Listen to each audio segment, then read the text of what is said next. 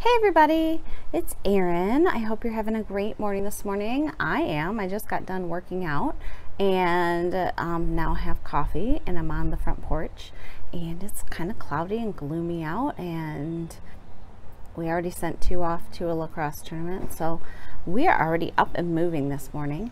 But I wanted to take a minute to just sort of touch base on yesterday's post. Let me grab my coffee. That I had about taking a tech timeout. Kendra did an awesome question comment that I wanted to address and sort of give my answer because there were some question marks at the end.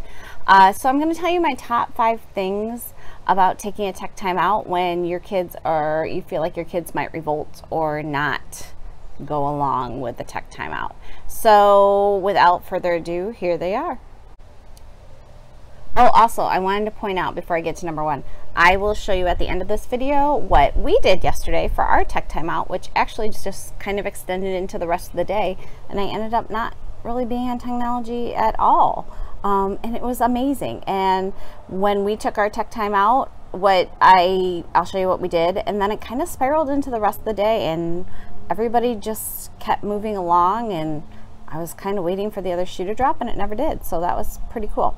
But number 1 is when you think your kids might revolt if you suggest a tech timeout is, yeah, they probably will. Number 1, if the pattern in your house is when you first get up, you grab tech and then you have tech all day, or they have tech in their pockets all day, then yeah, I mean, it's grown-ups too. It's the whole thing.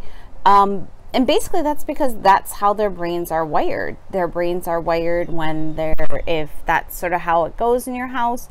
If they are bored or don't have anything to do, or, you know, that's just their go-to pastime, then that's how the neurons that wired together fire together. So that's what they're automatically gonna reach for. So that's kind of like the superhighway in their brain to reach for any technology and to be on technology. And then you come along and you're like, we're gonna shut it down, everybody, we're gonna shut down tech for an hour. And yeah, you're gonna have a revolt, because what you're asking their brains to do is to get off the superhighway and to get onto a little gravelly road and take that for a while, and your brain automatically wants to get back on the superhighway because that's the easier route. I will say your growth in your brain occurs when you take those gravelly roads and you don't stay on the superhighway. So for your kids' sake, taking that detour and getting on a gravelly road every once in a while is really good for you. And I'm going to show you some easier ways to ease into that, so you don't just have you being the dictator and then they just have to follow your no tech rules. All right, so that was number 1. Let's head to number 2. Okay, so number 2 is start with small, manageable steps. If an hour you think would literally they would revolt and maybe move out of the house, then start small. Start with 10 minutes and then work your way up to an hour, because really all the research shows that kids have to have tech timeouts. And I think usually around this part of summer too, we start letting our games slide a little bit as far as entertaining them, and you've been entertaining them all summer, and it is just easier to hand them something, but it's really not good for their brains to be on tech all day long, or to even be on it the majority of the day. So really taking an assessment of how much your kids are on it, because sometimes you're like, oh, they're not on it that much, but then I would suggest you just take one day and really write down how often they're on it and just see. Maybe they're not. Maybe it's no big deal, or maybe they've like crossed over a little bit now that we're halfway through summer, and you just need to dial it back a little bit. But one of the things I will say with the small incremental steps is find a small amount that works for you, and then make the kids the part of the process. So you walking into a room being like, shut it down, is not gonna go over well. But maybe starting the night before and having a little family meeting about what the day is gonna bring the next day, and that you would like to implement that, and then maybe having a discussion about what they would like to do during that time and get some input for them, and they can come up with some ideas of what you guys could do together.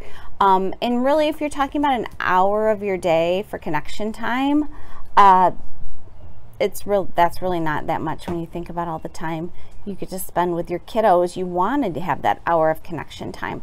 So if you need to start at 10 minutes though, just having them have some input as to what they want to do with those 10 minutes. What could they do? And maybe there's some things that you guys haven't tried this summer that you want to try. So that might be a good jumping off point, is have them. And then just also reminding everybody in your family, including yourself, that tech is a tool. All the very successful people in life have recognized to use tech as a tool, not to have the tech use them. So really making sure that you're in tune with that and having that come into play too. And then just sort of having a family discussion about what is leading your day. Is what the kids want to do leading the day, is what needs to happen leading the day, and just kind of having a talk about that. So really getting the kids involved in doing the planning, and then, you know, having them help get supplies or whatever you guys end up doing. That's a good way to start. Okay, so along with that pre-planning, when we sat down and discussed that today or yesterday was going to be our tech-free day, basically, I asked the girls what they wanted to do and when they wanted to do it. And I say the girls because my son was going to a birthday party when we were going to do our tech-free time, because he was already going to be tech-free. So we just came up with a plan for the girls, and then we sort of made a list of what we needed to get and the supplies, and just sort of talked it all through that way. And they were actually kind of excited about the next day. So really writing down, I mean, literally writing like 2 p.m. tech free, so everybody knows when it's coming and everybody's prepared. Some children are very good about flying by the seat of their pants. Others need to know when things are going down. And you as a parent probably don't want to repeat yourself 75 million times. So just having it written on the counter and everybody knows when it's happening just helps everybody mentally prepare for the shutdown.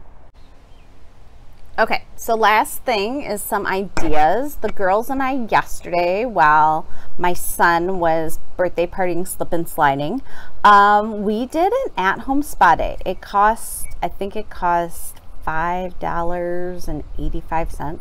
So most of the stuff I had at my house, and the night before we had sat down and pre-planned, and everybody found, so I didn't need nail polish because we have more than plenty of nail polish, and we didn't need face masks because I had a whole drawer of ones that I hadn't used and we could use. And I bought those eye mask thingies for all of us to do, and some hair turbans that I had found that the girls were super excited about. And I gave them manicures and pedicures, and we did facials together and just had a blast. And to have your 12-year-old and 6-year-old both having fun together and talking and laughing and having a good time. And we listened to spa music, which is what they called it. They said, let's turn on some spa music. I said, all right. So we just felt very calm and relaxed. And then from that, when we got all done doing that and then got all that cleaned up, they decided they wanted to do like a cupcake wars within themselves. So one wanted one flavor, one wanted another flavor, and I made them split the box down the middle, and they could each make their own concoction of that as long as they cleaned up the kitchen afterwards, which they did. So that was a really fun, it started out as just an hour and it sort of went into the whole afternoon, but as they were making cupcakes, I walked around and cleaned up the house and did all that stuff, and it was really a really nice, relaxing way to spend a Friday afternoon.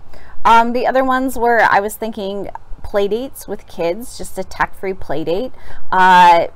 Kids today, when they go to play at other people's houses, at least my kids, there's a lot of tech. So just letting the mom know ahead of time that you guys are going to do something fun. Like yesterday's slip and slide was a great idea. Get out the slip and slide, play outside, make some foursquare, do like old school playing outside, kick the can, maybe like an outdoor play date. And then I was also thinking just meeting at a park. You know, a park maybe your kids haven't been to this summer that they like to go to, or a skate park, or just asking them the night before, what haven't we done yet this summer that's outside that we could play, and maybe invite a few friends, or just go or do something that we haven't done yet this summer that's outside and tech free. So really getting maybe a list going that can just be your go-to list for your time that you take out.